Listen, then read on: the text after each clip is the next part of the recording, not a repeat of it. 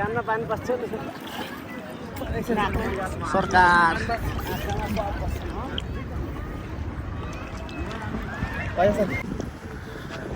मान्छेहरू खोइ कसरी टाइम म्यानेज गर्छ हो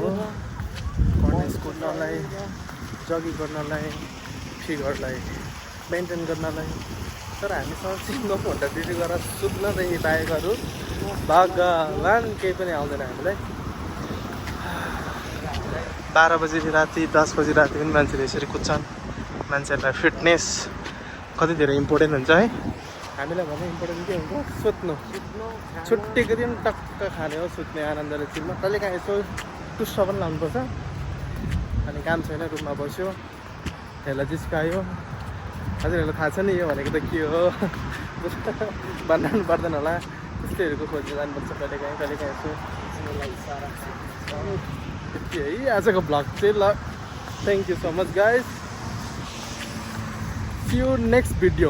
नेक्स्ट भ्लगिङ नेक्स्ट भिडियो यो चाहिँ हाम्रो फर्स्ट भ्लग भएको कारणले गर्दा हाम्रो त्यस्तो धेरै त आउँदैन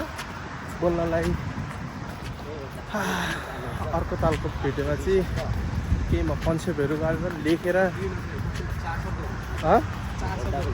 4 शब्द गएस् न त के भन्न चाहन्छ 4 शब्द ल 4 शब्द जे भनेर जान्छ दामी सायरी गएस् न त गर्नु भइरहेछ होइन एकदमै सायरी हो सायरी गर्नु भइरहेछ एकदमै लिएर आउने केही दिन छैन हाम्रो साथीहरू चाहिँ फेरि एकदम सफ्ट लन्डाहरू पऱ्यो एकदम सिङ्गल 1 पिसहरू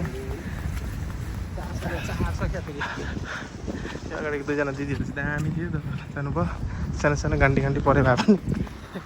डिस्काउन्ट चाहिँ नहुँदैन हो तर